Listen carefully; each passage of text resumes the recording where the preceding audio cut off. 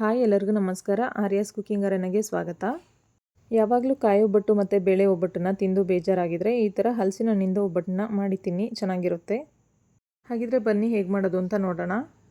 ಒಂದು ಮಿಕ್ಸಿಂಗ್ ಬೌಲ್ಗೆ 2 ಕಪ್ಪಷ್ಟು ಮೈದಾ, ಅದೇ ಕಪ್ಪಲ್ಲಿ ಅರ್ಧ ಕಪ್ಪಷ್ಟು ಚಿರೋಟಿ ರವೆ, ಹಾಗೆ ಚಿಟಕಿ ಉಪ್ಪು, ಹಾಗೆ ಚಿಟಕಿ ಅರಿಶಿನ ಹಾಕಿ ಚೆನ್ನಾಗಿ ಮಿಕ್ಸ್ ಮಾಡಬೇಕು.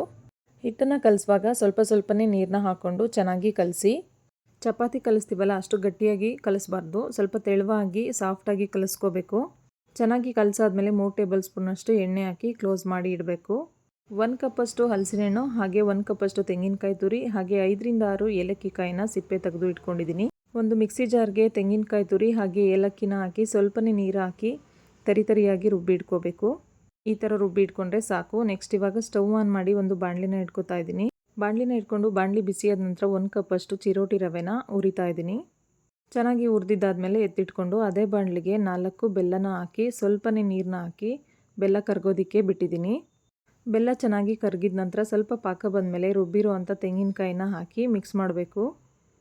ಇದು ಸ್ವಲ್ಪ ಚೆನ್ನಾಗಿ ಕುದಿಯೋ ಅಷ್ಟರಲ್ಲಿ ಹಲಸಿನ ಹಣ್ಣನ್ನು ಮಿಕ್ಸಿ ಮಾಡ್ಕೊಳ್ಳೋಣ. ನಾನು ಎಲ್ಲ ಹಲಸಿನ ಹಣ್ಣನ್ನು ಮಿಕ್ಸಿ ಜಾರ್ಗೆ ಹಾಕಿ ನೀರು ಹಾಕ್ದೇ ಹಾಗೇ ರುಬ್ತಾ ಇದ್ದೀನಿ. ಯಾವುದೇ ಕಾರಣಕ್ಕೂ ನೀರನ್ನ ಹಾಕಬಾರ್ದು. ರುಬ್ಬಿರೋಂಥ ಹಲಸಿನ ಹಣ್ಣಿನ ಮಿಶ್ರಣನ ಪಾಕಕ್ಕೆ ಹಾಕಿ ಚೆನ್ನಾಗಿ ಮಿಕ್ಸ್ ಮಾಡಬೇಕು.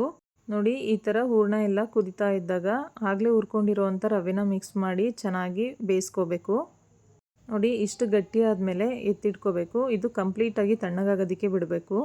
ನಾನು ಹೂರಣ ಎಲ್ಲ ಕಂಪ್ಲೀಟಾಗಿ ತಣ್ಣಗಾದ್ಮೇಲೆ ತೋರಿಸ್ತಾ ಇದ್ದೀನಿ. ಸ್ವಲ್ಪ ಹಿಟ್ಟನ್ನು ತಗೊಂಡು ಹೂರಣನ ತುಂಬಿ ಎಣ್ಣೆಯಲ್ಲಿ ಈ ಥರ ತಟ್ಟಬೇಕು.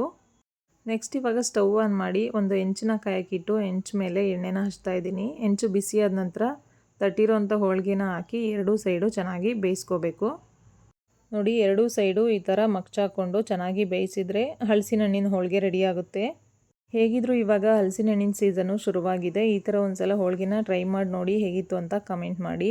ನಿಮಗೆ ಈ ರೆಸಿಪಿ ಇಷ್ಟ ಆಗಿದ್ರೆ ನಮ್ಮ ಪೇಜ್ನ ಫಾಲೋ ಮಾಡಿ. ಹಾಗೆ ಯೂಟ್ಯೂಬಲ್ಲಿ ಆರ್ಯಾಸ್ ಕುಕಿಂಗ್ ಅರೇನಾ ಅಂತ ಚಾನಲ್ ಇದೆ, ಎಲ್ಲರೂ ಸಬ್ಸ್ಕ್ರೈಬ್ ಮಾಡಿ. ಹಾಗೆ ಪಕ್ಕದಲ್ಲಿರೋವಂಥ ಬೆಲ್ ಐಕನ್ನ ಪ್ರೆಸ್ ಮಾಡಿ. Thank you all.